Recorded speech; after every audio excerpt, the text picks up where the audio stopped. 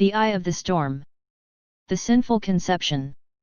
When Rameshwari came to her husband's village, she was happy to find her new home and life. Whole family welcomed her with open arms and heart. Shiv Shankar Mandal and Durga Mandal, parents-in-law, Mahesh the elder brother of Kanchan, her husband, and Ranjan the younger brother who became friendly and informal with her. Mahesh's wife Sheila, married to Mahesh for 5 years, was equally affectionate. Rameshwari herself was pretty, intelligent and soft nature, educated up to 12th standard. While the Mandals were farmers steeped in rural tradition and ambience.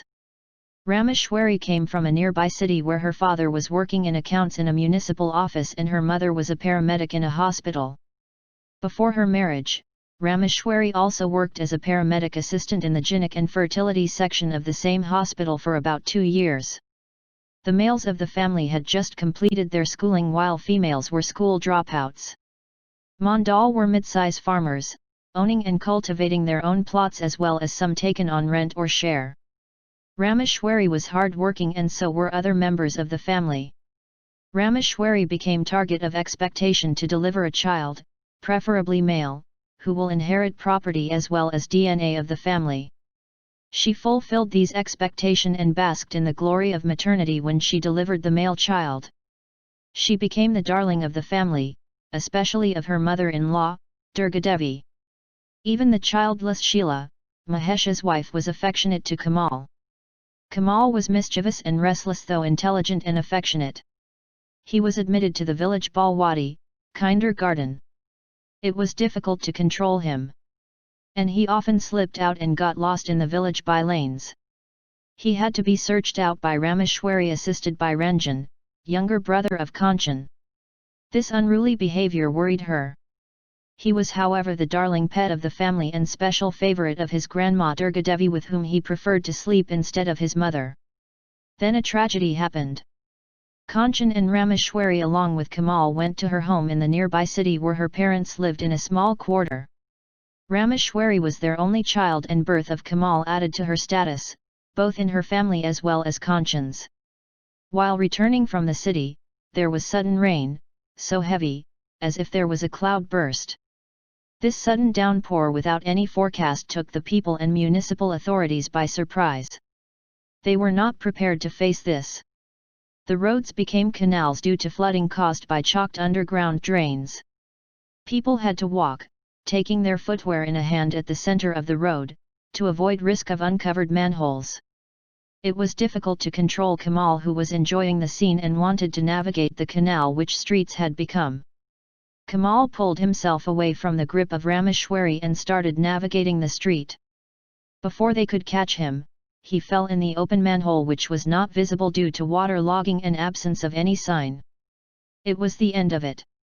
And all the tears and efforts of Kanchan, Rameshwari, and even the municipal authorities to rescue Kamal failed. His dead little bloated body was recovered after couple of days from the point where the drains opened into the sea. This tragedy made the whole family sink in unbearable grief. Rameshwari and Durga Devi were worst hit by this tragic shock. Kamal was cremated with proper rituals and for a week Durga and Rameshwari hardly ate any food. Though the male folk who had to work, got out of depressive grieving within a few days. Something new however entered into the grieving family.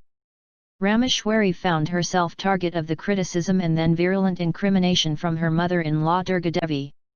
She was chastised for criminal negligence which resulted in the death of Kamal. And after some time, Durga Devi started insisting that Rameshwari should replace Kamal by delivering another child, preferably male. It was her duty. Rameshwari couldn't understand the justification of such cruel chastisement and demand. But surprisingly, this new issue, though painful, took her out of her depressive mourning. She started thinking how to face the situation and perform her duty of delivery another child, as a compensation for the loss of the first one. It was considered by Durga Devi that this loss was caused by her criminal negligence, in controlling Kamal on the flooded road, on the fateful day of the cloud burst. Rameshwari felt that she was being accused to be a killer of her own child. This was a preposterous addition to her grief for the death of her son. It was difficult for Rameshwari to bear this double blow, and she didn't have energy or intention to rebut this monstrous charge. Durgadevi was vehement, others were neutral, and only Ranjan was sympathetic. He knew it was an accident but could not argue with his mother. Kanchan himself was under a shock, and soon he fell sick by virulent dengue. Rameshwari, along with Ranjan, took him to the city hospital to transfuse the platelets which had fallen low. He recovered slowly, but he was weak. He didn't have an appetite for making love to Rameshwari. This was obviously necessary for her to conceive. Thus, there was a problem of loss of desire and even potency, coupled with possibility of low sperm count. As she had worked in the fertility clinic as a paramedic assistant, she knew the intricacies in the problem of conception. Normally, in rural ambience, the sterility is attributed to the woman, and she is accused for this critical defect of womanhood. The man's virility and capability to impregnate is never in doubt, and thus it is never tested.